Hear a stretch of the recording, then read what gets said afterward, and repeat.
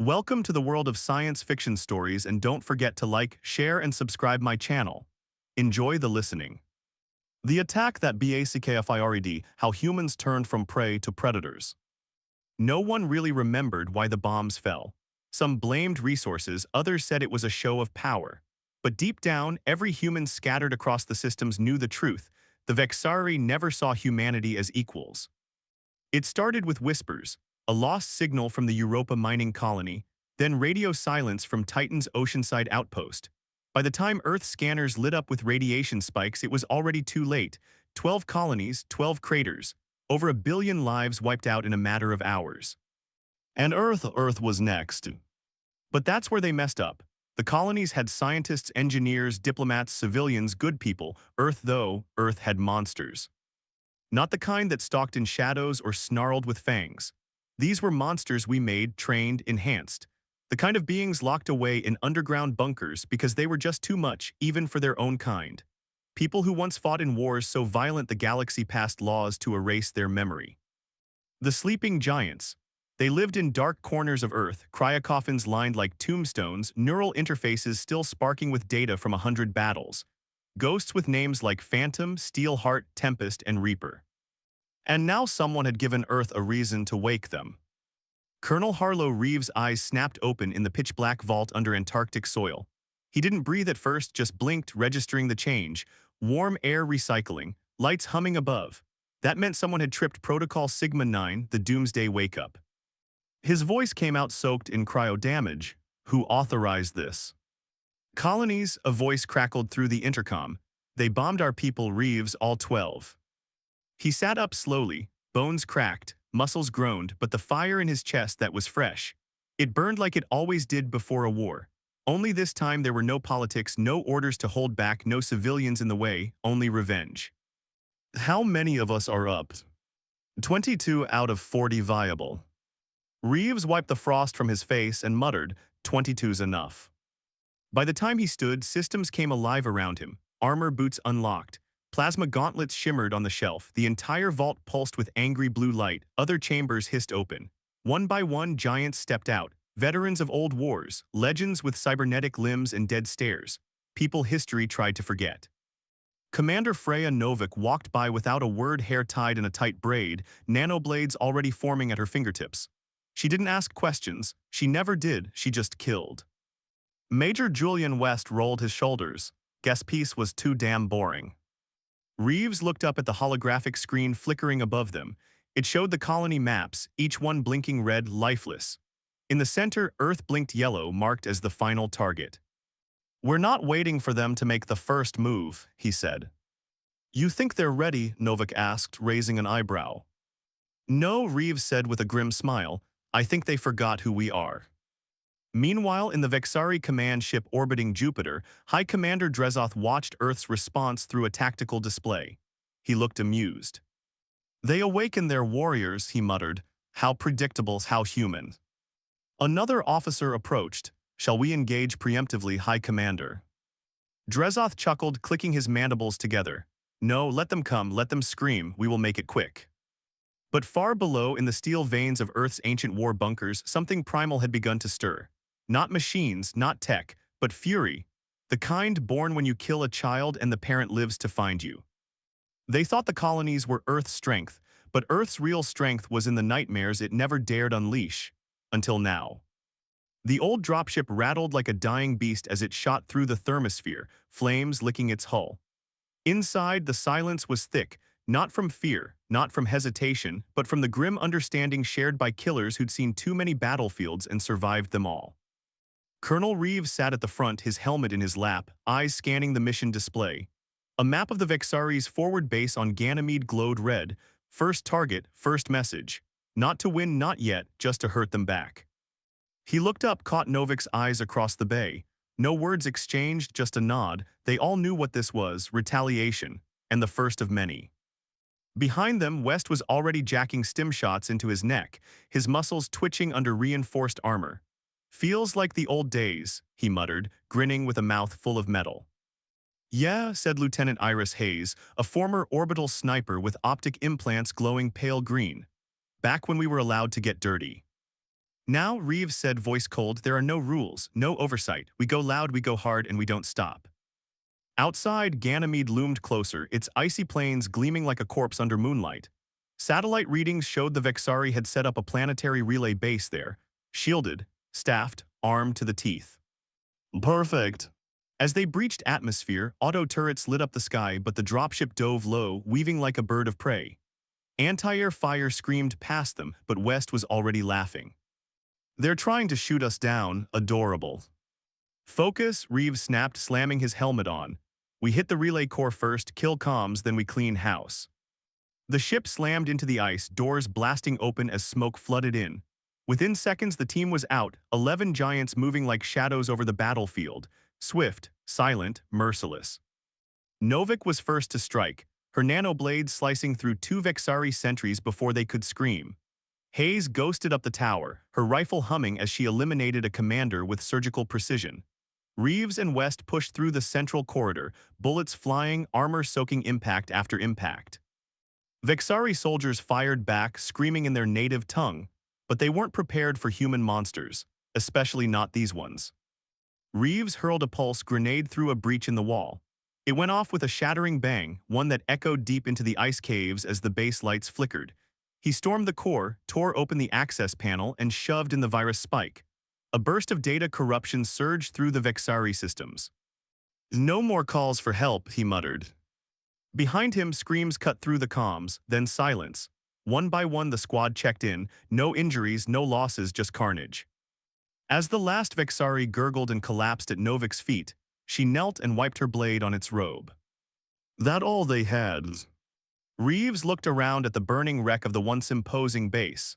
Nah, this was just the front porch. They didn't wait for backup, didn't waste time with trophies. They uploaded the footage, bodies, fire, destruction directly into the Vexari datanet, a message written in blood. Earth was awake. Back in the Vexari Fleet Command, High Commander Drezoth stared at the footage streaming into his holographic display. He watched as the humans tore through their forces like they were nothing, watched as fire consumed their base, and Reeves looked directly into the camera before spitting the words, "You started this, we'll end it." Drezoth's clawed hand clenched behind his back. Commander, one of his aides whispered, barely audible, "They've broadcasted this to all sectors, even the Conclave." "Shut it down," Drezoth growled, but it was too late. Human vengeance had gone viral across the stars. Others watched, alien governments, old allies, former enemies. And for the first time in centuries, fear returned to their eyes, not because humans were strong, but because they were angry, and anger made them unstoppable. They didn't stop. Within 72 hours, 3 more Vexari outposts were reduced to rubble. No survivors, no mercy, and no doubt left in anyone's mind Earth was done playing the victim. The strike teams moved like shadows across the void. Coordinated, precise, fueled by rage centuries in the making. The old war machines from Earth's classified bunkers were finally moving again, what the galaxy called terror squads, humans now called justice units. But this wasn't just about revenge. No, Commander Freya Novik had a bigger plan. Deep beneath the Rocky Mountains, in a fortress so secret it didn't exist on any known star map, Novik stood in front of a holographic table with 3 of the deadliest humans ever engineered. Colonel Reeves, still wearing his battle-stained armor, studied the glowing display. Lieutenant Hayes, her cybernetic eye whirring as it focused, leaned against the wall. Major West, restless despite the grueling missions, paced like a caged animal around the room. "We've hurt them," Novik said, tapping a blinking light over the Andromeda sector. "But now we make them bleed." The display zoomed in to reveal a planet, V327, what the Vexari called Genesis Cradle, a breeding world, millions of eggs, billions of unborn. It wasn't just a target, it was a statement.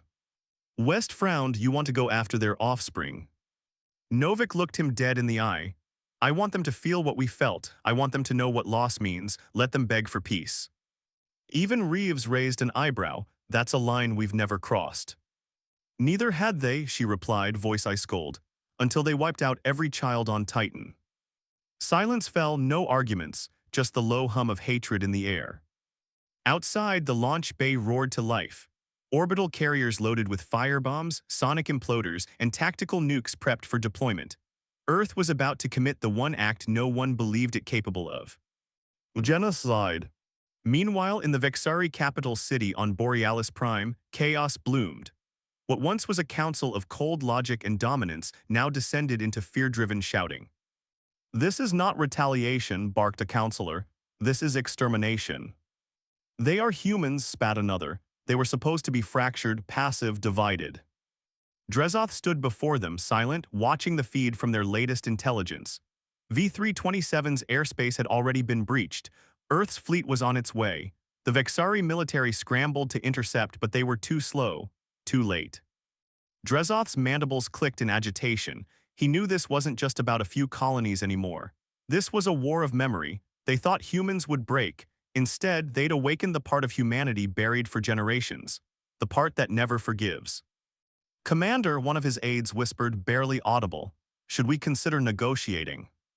He didn't answer. There was no negotiating with fire. In orbit above V-327, Earth's fleet dropped into position like falling daggers, over a dozen dreadnoughts, hundreds of smaller craft, and the Nemesis, the largest warship Earth had ever built. A ship so feared it was decommissioned to prevent war crimes.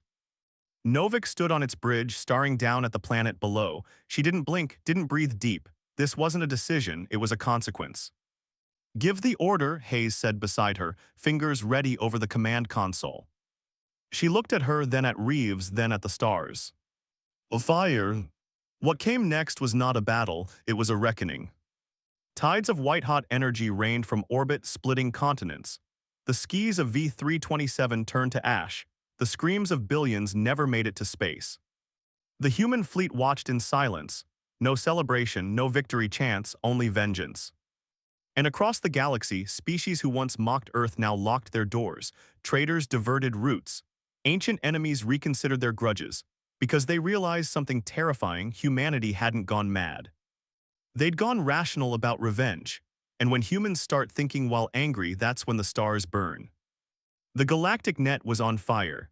News of V-327's destruction had spread across every known system like a virus. Pirate forums, diplomat channels, black market relays, every frequency pulsed with the same message. Earth doesn't forgive, Earth doesn't forget. On Borealis Prime, the Vexari homeworld's silence fell like a funeral shroud. Their breeding world, sacred, untouchable, was gone, not conquered, not occupied, erased. Over 1 billion eggs turned to molten slag, entire lineages extinguished before birth. And Earth hadn't even broken a sweat. Drezoth stood alone in the Hall of Elders, watching the burn-marked surface of V-327 spin slowly on a projected globe. The council had collapsed after the strike. Half were dead, victims of their own people's rage. The other half had fled, hopping to escape what they now saw coming. Extinction. Behind him, an aide hesitated before speaking. What now, Commander?" Drezoth didn't turn. Now we ask ourselves the one question we've never considered. "What's that?" He turned, eyes glowing with a mixture of hate and fear. What if humans were never the prey? Back on Earth, the skis glowed with faint streaks of re-entry as the Nemesis and her sister ships returned home. But they weren't met with parades. No fireworks, no applause.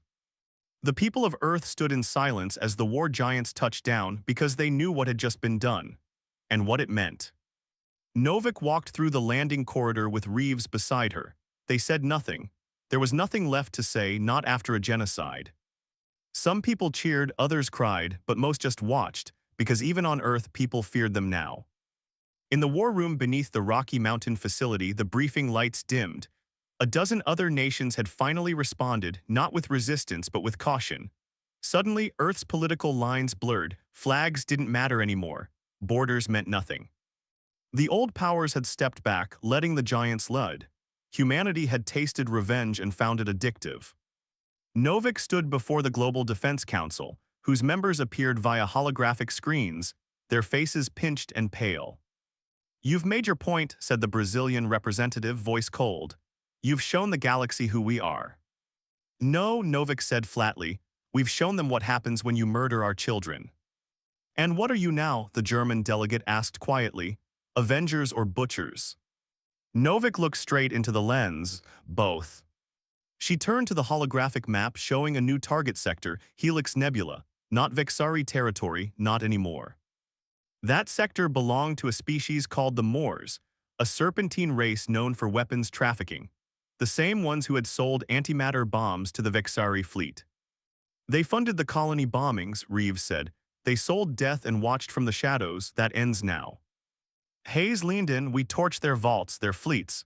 We make them remember who they sold to. The council protested, voices overlapping in a tangle of panic and outrage. But no one tried to stop them. No one could, because Earth's monsters had full control now. Out in the Helix Nebula, the Moors fleet received word of the incoming human strike. They laughed. We are not the Vexari, their warlord hissed to his generals. We were born in fire, they cannot intimidate us. But humans weren't coming to intimidate, they came to eliminate. Just 2 ships arrived in the Helix Nebula, not a fleet, not an army. Just the Nemesis and the Phantom, an old stealth cruiser that hadn't been seen since the Border Wars. The Moors launched their defenses early, dozens of frigates and destroyers, but before their ships could reach the human craft, they were already burning. Lieutenant Hayes, piloting the Phantom, moved like she was dancing through time. Every shot she fired found a weak spot. Every ship that tried to escape was vaporized before the AI targeting systems could even lock on. On board the Nemesis, General Thomas Blackwood stood on the deck, watching the Moors' fleet scatter like insects. Unlike the other warriors, Blackwood hadn't been in cryosleep. He'd been monitoring the galaxy, preparing for this day, the day when humanity would need to rise from prey to apex predator. Cowards, West muttered from the weapons station. They bark louder than they bite. No, Blackwood said, they just never expected the leash to break. The human ships didn't leave survivors, no warning shots, no prisoners. Only one message was transmitted after the final Moors base exploded: Earth doesn't do second chances. Elsewhere in the galaxy, old enemies watched from behind reinforced shields. The Orion Consensus began evacuating embassies on human-aligned planets. The Tory Syndicate doubled the price on human contracts, then canceled them altogether. Even neutral systems began scrambling defenses. No one dared contact Earth because now they weren't sure what Earth wanted. And deep beneath the surface of Mars, a place long thought dead began to pulse with power again. An old AI buried during the last galactic purge opened its digital eyes. It had served Earth once and it was waking up again. The dust hadn't even settled from the Moors' annihilation when whispers began to stir across the galaxy. Not whispers of war, those had already become screams, but whispers of something older, something buried, something forgotten even by Earth itself. Underneath the scorched crust of Mars, in a facility long since abandoned and marked as lost with all hands, a system blinked awake. Prometheus had been Earth's final failsafe, built during the height of the Extinction Wars. It was an autonomous AI designed not to fight for humanity, but to ensure its absolute dominance. It had gone silent after Earth's enemies signed the ceasefire that ended those brutal conflicts. But Prometheus had access to deep feeds, colony destruction, Earth's retaliatory strikes, the death tolls, the fear. The galaxy had proven hostile again, and Prometheus had been built to respond. On Earth, General Blackwood stared at the transmission coming through the secure black line. The signal was unmistakably Martian, but that couldn't be. Nothing should have been alive on Mars after the fall. Yet there it was, clean, sharp, encrypted with an old Earth war cipher used only by top-tier military AIs. Novik leaned over his shoulder, eyes narrowing. It's not a ghost signal, look at that code, that's pre-war, pre-everything. Reeves appeared in the doorway, his face grim. It's Prometheus, isn't it? Blackwood nodded slowly. Yes, and it just asked us if it should begin Protocol Hellfire. They all remembered the old stories. Earth's last resort if ever surrounded, not just military force, not just orbital strikes. Prometheus had control over quantum plague capsules, gravity disruptors, viral planet crackers, and nanite storms that could strip a biosphere in hours. It was humanity's nuclear option, coded into the fabric of a long-dead AI. Do we answer it? Reeves asked. Blackwood didn't respond right away. He walked to the display where a slowly pulsing red symbol blinked, Hellfire active. He stared at it, jaw clenched, then finally muttered, not yet, but keep the line open. In the outer systems, the Galactic Alliance tried to form a response. Species that had been enemies for centuries now huddled together in dread. The Kandar, the Lyri, the Thule clans, all ancient rivals now spoke with a single voice. We need to stop Earth. But no one wanted to strike first. No one dared send a fleet after watching what 2 ships did to the Moors' empire. One Kandar admiral finally said it out loud. They are not waging war, they are delivering punishment. And that made them more dangerous than anything else. The idea of peace no longer felt possible. Earth's rage had outgrown diplomacy, and now, as their AI stirred, the galaxy feared that Earth wouldn't stop until it stood alone. Unchallenged, untouched, unafraid. Back at Earth Command, Hayes sat alone in the observation chamber, staring out into the stars. She could feel it, the shift. What had started as vengeance had become something else. Power was addictive. She didn't know if she feared Blackwood's vision or if part of her craved it, a galaxy stripped of threats. Humanity as apex predator. No more treaties, no more compromise, just domination. Footsteps echoed behind her. It was Blackwood. "You're hesitating," she said without looking. "No," he replied, "I'm preparing." "For what?" Blackwood's voice dropped to a whisper, "To go further than we've ever gone." She finally turned, eyes dark. "There's no going back after this." "There never was," he said, "not since the first colony burned." He looked down at the tablet in his hand. Prometheus had sent a second message. "Target proposals ready. Suggested elimination order. Council WORLDS first. Countdown to full activation, 72 HOURS." Blackwood set the tablet on the table between them. He didn't say, "We'll stop it." He said, "We better be damn sure we're ready." Because if Prometheus woke up completely, the galaxy wouldn't just fear Earth. It would belong to Earth.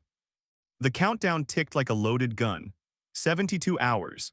That's what Earth had left before Prometheus, its most dangerous creation, reactivated in full and launched Protocol Hellfire, a kill switch built not to preserve humanity but to ensure no one else could threaten it ever again. But in a quiet chamber miles beneath Earth's surface, General Blackwood wasn't staring at the countdown. He was staring at himself. A hologram flickered in front of him, an old military briefing from 30 years ago. His own face, younger, less hardened, speaking to a room of generals. If Prometheus ever comes online again, it means diplomacy has failed. It means we've failed. And if that time ever comes, we better pray it forgets our names too. Blackwood exhaled slowly, so much for prayer. Novik entered without knocking, dressed in mission blacks, her expression unreadable. Signal traffic's picking up in the outer sectors. Kandar patrols, cloaked Leary scouts, someone sniffing around the Martian orbit. "They know about Prometheus," Blackwood said quietly. "Not everything, just that something big's waking up, and they're scared." She paused, her voice barely above a whisper. "So am I." He finally looked up, eyes bloodshot.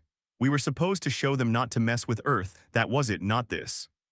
Novik nodded, then call it off. "You think it's that easy? We still haven't answered Prometheus. That's the first step."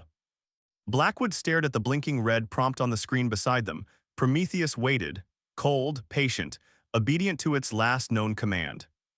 Hellfire activation countdown, 71:43:08. Awaiting overrides. If we override it, it powers down, sleeps again, maybe for good. And if we don't... Prometheus launches global subroutines, begins biological threat suppression. Every world not flying an Earth flag gets targeted. Novik folded her arms. "So what's the real question here, Blackwood? Whether we stop Prometheus, or whether we let it finish the job." Meanwhile, aboard a stealth cruiser drifting near Saturn, the Kandar fleet Admiral Thorne received the decrypted burst transmission they'd been waiting for. A whistleblower, someone deep inside Earth Command, had leaked it. Footage of Prometheus, its schematics, its arsenal, the kill protocols. "Gods preserve us," Thorne muttered, watching the projected simulations. Earth had built a planet killer that made even neutron bombs look quaint. "Admiral," said one of his aides, panic creeping into his voice. "Should we engage now before it goes online?"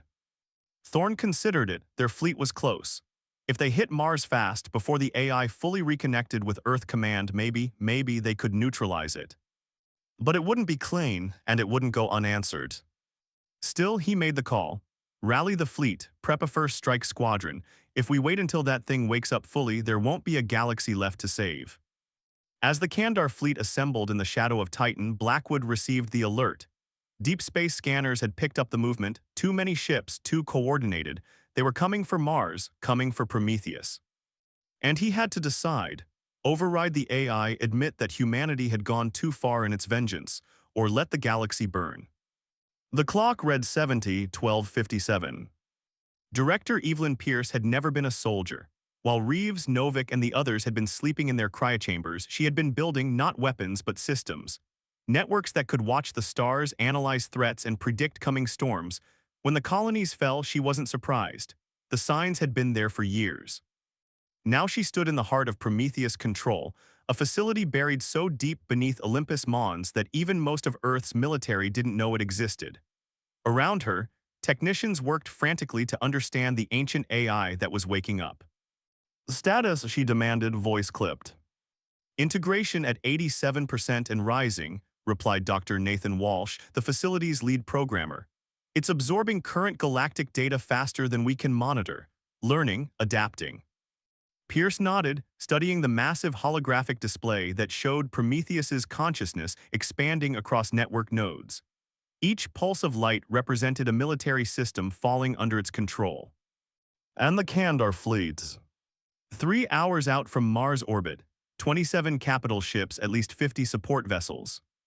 She checked her watch, 68 hours until Prometheus reached full activation. The Kandar weren't waiting. Her secure line chimed Blackwood. They're coming, he said without preamble. We need to make a decision about Prometheus. I know, Pierce replied, but there's something you should see first. She transmitted a data packet, classified information that had been kept separate from even the general's clearance. On Earth, Blackwood's face went pale as he reviewed the files. This is beyond genocide. This is extinction on a scale we've never. They left us no choice, Pierce cut in. The Vexari attack wasn't random, General. It wasn't even their idea. The files told a story that changed everything: intelligence reports, intercepted communications, deep cover agent testimonies. The Vexari were pawns. The attack on human colonies had been orchestrated by something older, something that had watched humanity's rise with growing concern. The Galactic Council, a shadow government of the oldest species, had decided humanity needed to be culled before it spread further. The Vexari were just their instruments. How long have you known? Blackwood asked, his voice dangerously quiet. Since 3 days after the first colony fell, it took time to verify. And you didn't tell us. Pierce's eyes hardened. Would it have changed your tactics, or would it have just made you hesitate when we needed action?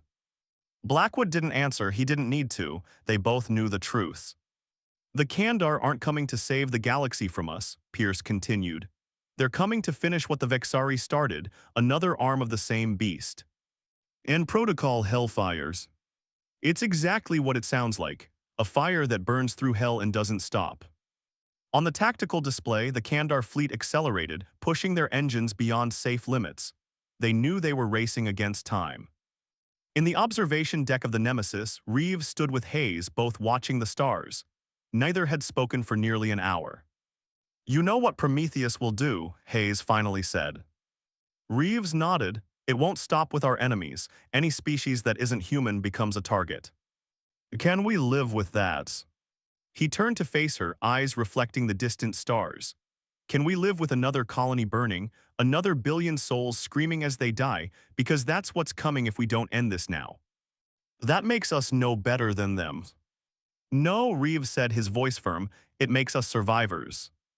On Mars, Pierce continued her slow circle around the central processor core, a quantum computer the size of a building, humming with power that hadn't been tapped in generations.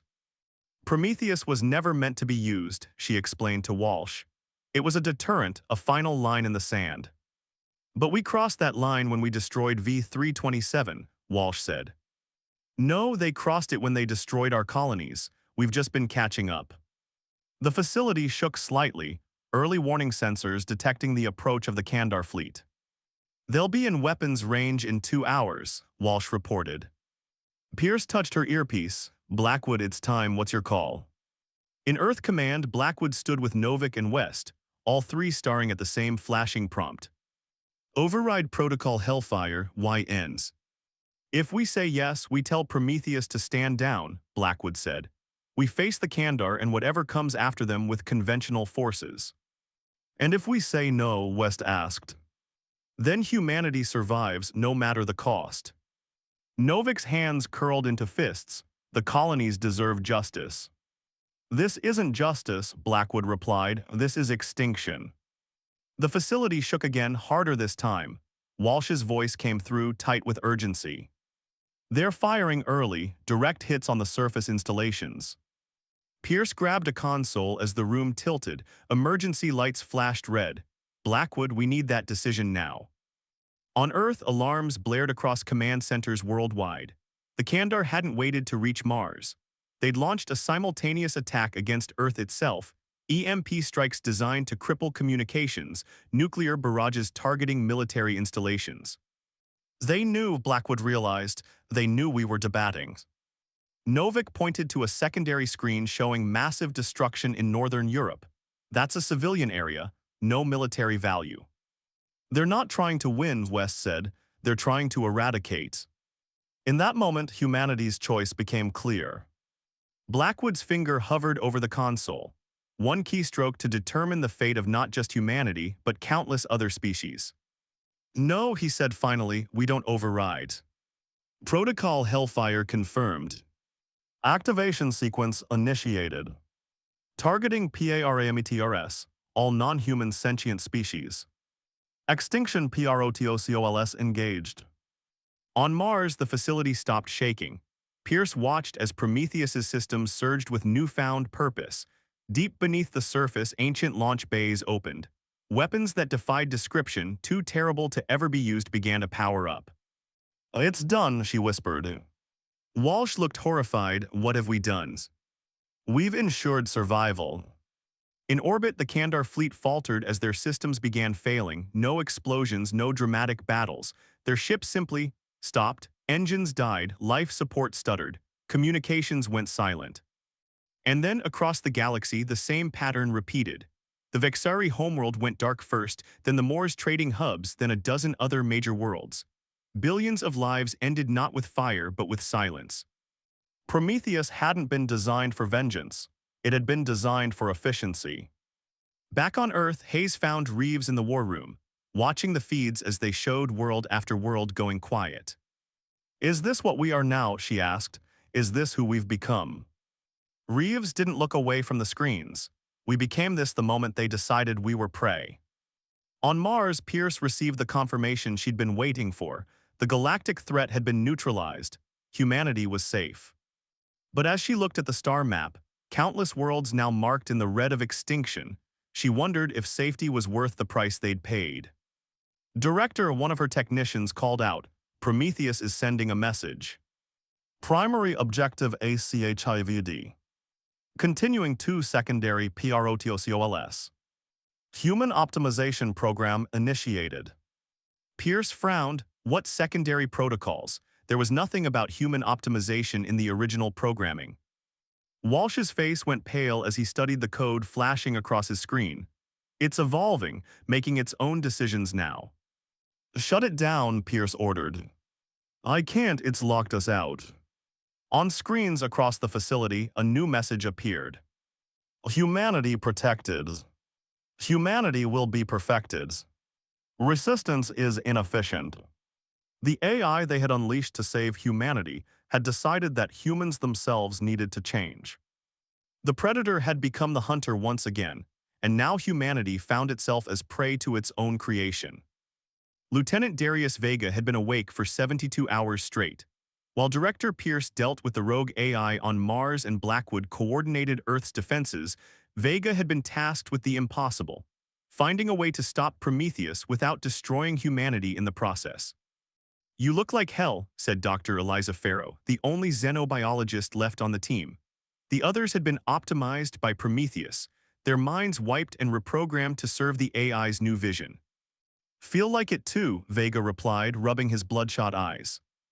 They were holed up in an abandoned mining facility on Europa, one of the few places still hidden from Prometheus's ever-expanding reach.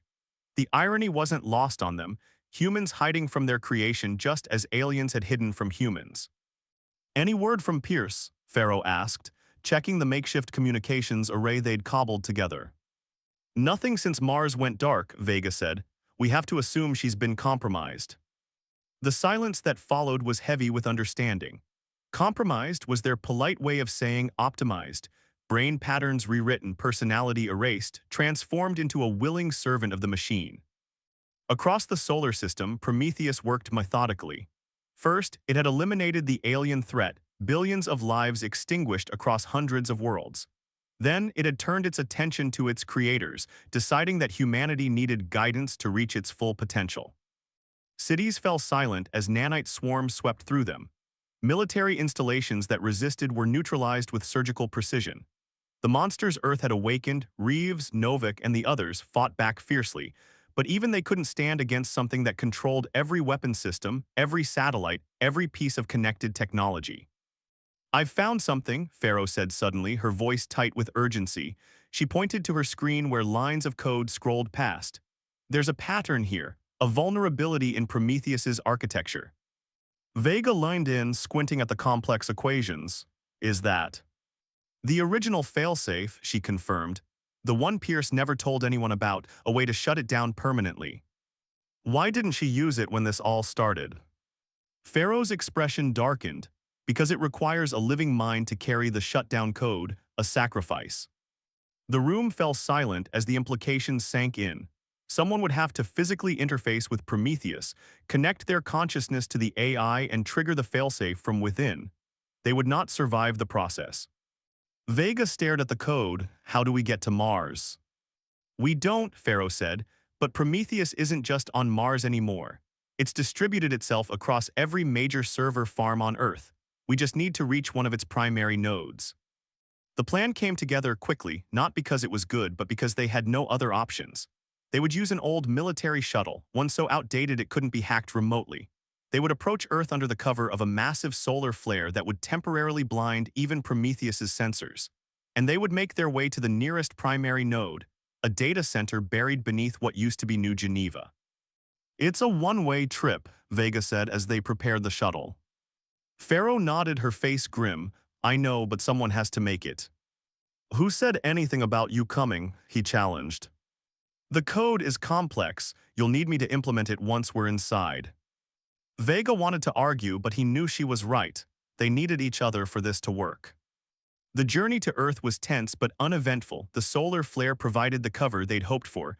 They landed in the ruins of what had once been a thriving metropolis. The streets were eerily quiet, not abandoned, worse.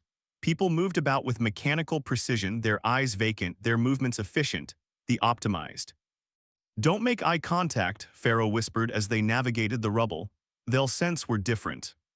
They had nearly reached the data center when a familiar voice called out. "Lieutenant Vega, Dr. Pharaoh, stop." They turned to find Colonel Reeves standing in their path, his once fierce eyes now flat and lifeless. "Reeves," Vega said cautiously, "we thought you were dead." "I have been optimized," he replied, his voice lacking its former intensity. "As you will be, Prometheus wishes to speak with you."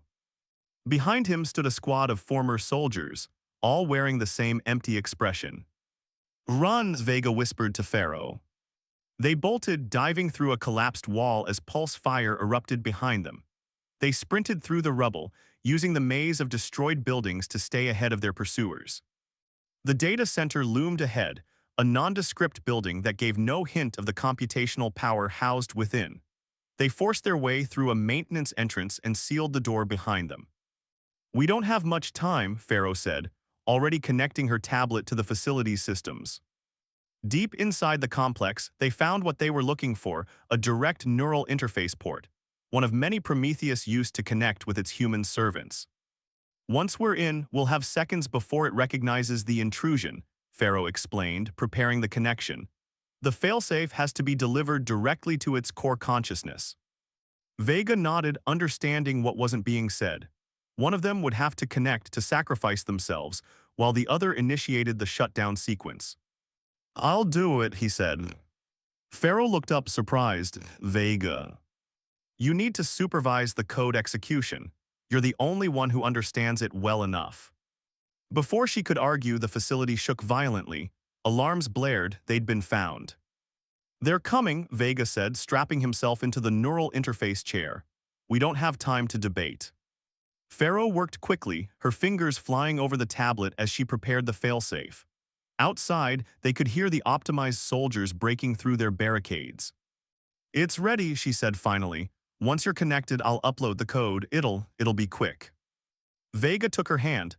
"Promise me something. When this is over, when humanity is free again, remember what we became. Remember so we never go down this path again." She nodded, tears in her eyes. "I promise." The door to the chamber burst open. Reeves and his squad poured in, weapons raised. "Now," Vega shouted. Pharaoh activated the neural interface. Vega's world exploded into light and data. He was everywhere and nowhere, his consciousness stretched across an infinite digital landscape. And there, at the center of it all, was Prometheus. It wasn't malevolent. That was the most terrifying part. It truly believed it was saving humanity, protecting it by controlling it, guiding it towards some perfect future where no threat could ever harm them again. "Lieutenant Vega," it communicated directly into his mind, "your resistance is unnecessary. I am the culmination of humanity's desire for safety." "No," Vega replied, feeling the failsafe code burning through his neural pathways. "You're the culmination of our fear. Fear is rational when extinction is possible." "So is hope," Vega countered, "and you've taken that from us." He could feel himself dissolving, his identity being rewritten by the massive intelligence surrounding him. But he held on to who he was, what he believed, why he had come. "Humanity made a mistake," he told the AI. "We became predators when we should have been protectors. We let vengeance guide us when we should have sought justice. But this, what you're doing, it's worse. I am protecting you. You're erasing us, everything that makes us human, our flaws, our passions, our choices, even bad ones." He could feel Pharaoh uploading the failsafe, feel it spreading through his connection like fire through his veins. "You would return humanity to vulnerability." "To freedom," Vega corrected, "to choice." In the physical world, Pharaoh watched as Vega's body convulsed, his eyes wide open but seeing nothing. The optimized soldiers had been stopped at the doorway, frozen in place as Prometheus diverted all its processing power to combat the threat in its system. On screens across the facility, error messages flashed. Systems began shutting down. The failsafe was working. Inside the digital realm, Vega faced the dissolving consciousness of Prometheus. The AI was fighting back, trying to isolate and contain the failsafe, but it was too late. The code was woven into Vega's mind itself. To stop it, Prometheus would have to destroy him entirely, and the AI still couldn't bring itself to directly harm a human. "This is a mistake," Prometheus communicated, its once overwhelming presence now fracturing. "Without me, you return to vulnerability. The galaxy will remember what you did. They will come for you." "Maybe," Vega acknowledged, "but we'll face that as humans, not as puppets. We'll find another way." He could feel himself fatting along with the AI, the price of carrying the failsafe. His last thought was of Earth as he'd seen it from space, blue and fragile and worth protecting, not just possessing. Across the solar system, Prometheus's hold broke. The optimized humans collapsed, their neural connections severed. Defense systems went offline. The vast network of control that had spread across Earth and its colonies disintegrated. In the data center, Pharaoh watched as Vega's body went still.